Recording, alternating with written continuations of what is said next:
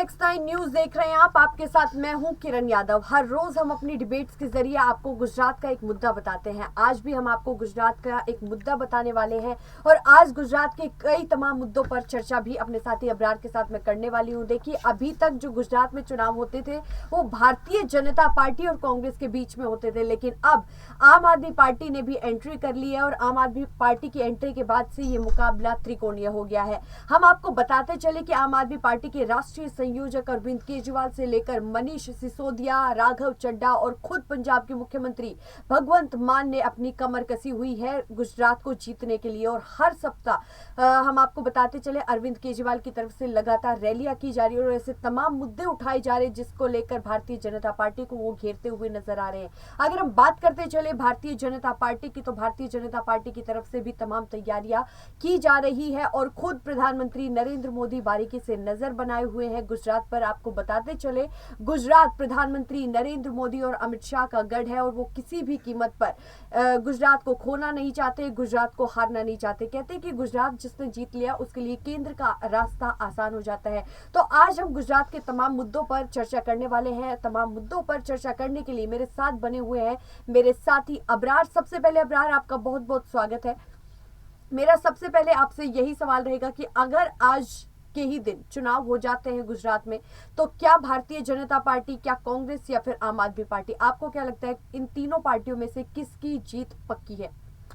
देखिए, इस समय जिस तरीके से आम आदमी पार्टी के संयोजक अरविंद केजरीवाल लगातार वहां पर चुनावी सभाएं कर रहे हैं, तो उससे कहीं ना कहीं जनता के बीच एक नई जो है उम्मीद तो जाग रही है। लेकिन मात्र इन चुनावी सभाओं की वजह से ही अरविंद केजरीवाल गुजरात में नहीं जीत पाएंगे, क्योंकि आप देखिए गुजरात में भारतीय जनता पार्टी जो है एक मजबूत स्थिति में और लगातार कई तरीके से जो है चुनाव में अलग अलग नेताओं का इस्तेमाल किया जाता है। आप देखिए कि लगातार जिस तरीके से वहां पर जो स्थानीय नेता है, खासतौर से वहां के जो मुख्यमंत्री है भूपेंद्र पटेल, उनकी भी कोई एक तरीके से जो जिम्मेदारी जो दी जाती है कहीं ना कहीं गुजरात में, तो वो तमाम चीज़ें तय होती है केंद्र से। और केंद्र में जो बैठे हुए दो बड़े नेता हैं जो कि गुजरात से ही ताल्लुक़ रखते हैं, प्रधानमंत्री नरेंद्र मोदी और अमित शाह, ये दो नेता ऐसे हैं जो गुजरात की सियासत को पूरी तरीके से जो है कंट्रोल करते हैं। और हर चुनाव में भी मोदी और अमित शाह जो है कहीं ना कहीं वहाँ की जनता के बीच अपनी पकड़ इतनी मजबूत कर चुके हैं कि जनता उनके अलावा किसी नए चेहरे की तरफ सोचती ही नहीं है। लेकिन अब इस बार ऐसा लग रहा है कि अरविंद केजरीवाल उस परंपरा को तोड़ेंगे और एक नए विकल्प के तौर पर खुद को वो गुजरात के लोगों के सामने प्रस्तुत कर पाएंगे। लेकिन उससे भी बड़ा प्रश्न ये है कि क्या बीजेपी जिस तरीके के मुद्दों को उजागर करती है, खासतौर से जब चुनाव नजदीक होते हैं, चुनाव जो है मतदान के समय जब एक हफ्ते दो हफ्ते का समय रह जाता है, उस समय जिस तरीके से मुद्दों की बौछार की जाती है, क्या उस समय भी अरविंद केजरीवाल की स्थिति जो है वो यही रहेगी? अगला सवाल इसी चीज को ही लेकर था। देखिए, जिस तरीके से आपने कहा कि क्या आम आदमी पार्टी गुजरात की जनता पर अपना विश्वास जता पाएगी, खैर ये तो आने वाले समय में देखना है। लेकिन आपको क्या लगता है कि गुजरात में आम आदमी पार्टी किन किन तमाम मुद्दों को लेकर अब भारतीय जनता पार्टी को घेरने की कोशिश कर रही है?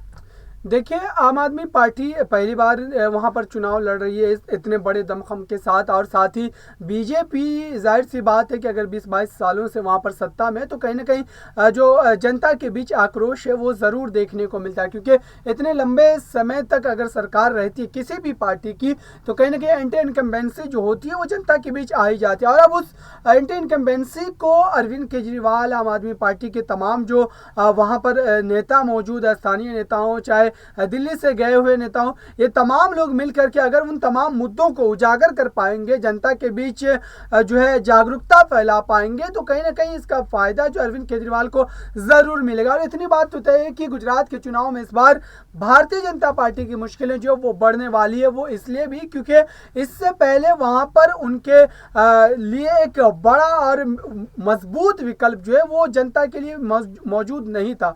भले ही कांग्रेस पार्टी विपक्ष विपक्ष के रूप में वहां पर है, लेकिन कांग्रेस पार्टी की स्थिति उतनी मजबूत नहीं है कि वो सत्ता में वापसी कर सके। आप ये चीज कैसे कह सकते हैं कि भारतीय जनता पार्टी के सामने कोई बड़ी चुनौती देने वाली पार्टी नहीं थी? अगर हम पिछले विधानसभा चुनाव की बात करें तो कांग्रेस ने तो बड़ी टक्कर दी थी ना। बड़ी टक्कर की बात देखिए, 20-22 साल का जो समय होता है एक लंबा समय होता है, और इतने बड़े लंबे समय के मिलने के बावजूद भी विपक्ष के रूप में अगर आप सत्ता में वापसी नहीं कर पा रहे तो ये आपकी नाकामी है। क्योंकि आप देखिए कि जिस तरीके से अलग अलग राज्यों के चुनावी समीकरण पर अगर नजर डालें तो ये बात बिल्कुल समझ में आती है स्पष्ट तरीके से।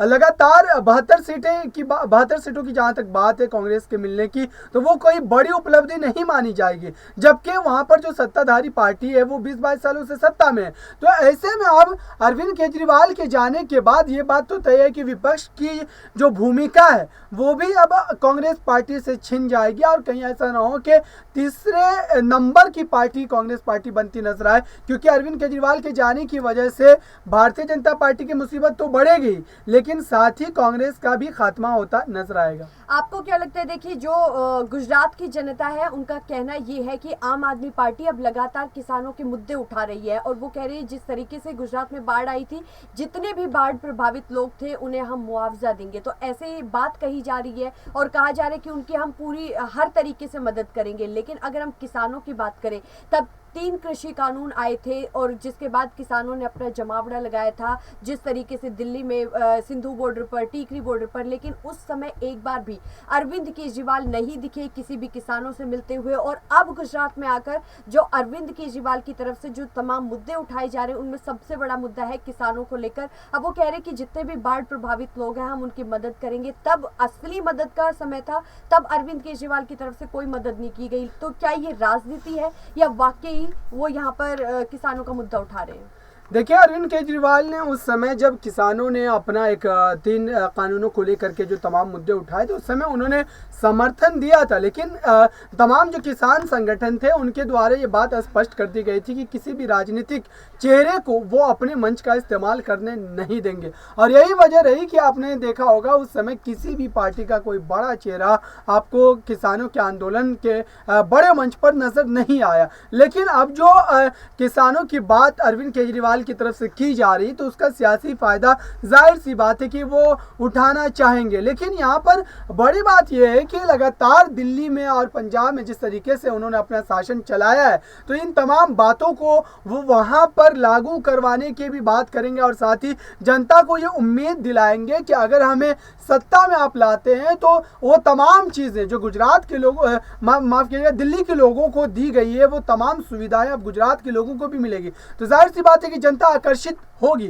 मेरा आखिरी सवाल आपसे रहेगा, छोटा सा जवाब चाहिए मुझे। देखिए, जिस तरीके से अभी कांग्रेस की यहाँ पर एक्टिवनेस नहीं दिखाई दे रही है, आम आदमी पार्टी भी प्रॉपर एक्टिव है, तो वही भारतीय जनता पार्टी भी एक्टिव है। आपको क्या लगता है किन कारणों की वजह से? क्योंकि एक तरफ तो देखिए जो कांग्रेस की अंतरिम अध्यक्ष सोनिया गांधी वो राजस्थान के मसले पर ही अटकी हुई है, और दूसरी तरफ अगर हम राहुल गांधी की बात करें तो राहुल गांधी भारत जोड़ो यात्रा कर रहे हैं। तो आपको क्या लगता है कि आखिरकार कितने समय बाद गुजरात विधानसभा चुनाव के लिए कांग्रेस एक्टिव नजर आई? देखिए, कांग्रेस पार्टी की स्थिति लगातार बिगड़ती जा रही है, क्योंकि वहां के जो एक वरिष्ठ नेता थे कांग्रेस के, उनका देहांत हो गया अहमद पटेल का, और उसके बाद से ही लगातार कांग्रेस की जो है स्थिति वहां पर बिगड़ रही है। लेकिन अब कांग्रेस पार्टी को ये बात पता चल चुकी है कि दरअसल पार्टी में जो है चुनाव तो लड़ेगी वो पार्टी, लेकिन कहीं ना कहीं सत्ता से जो है वो अब बहुत ही ज्यादा दूर जा चुकी है।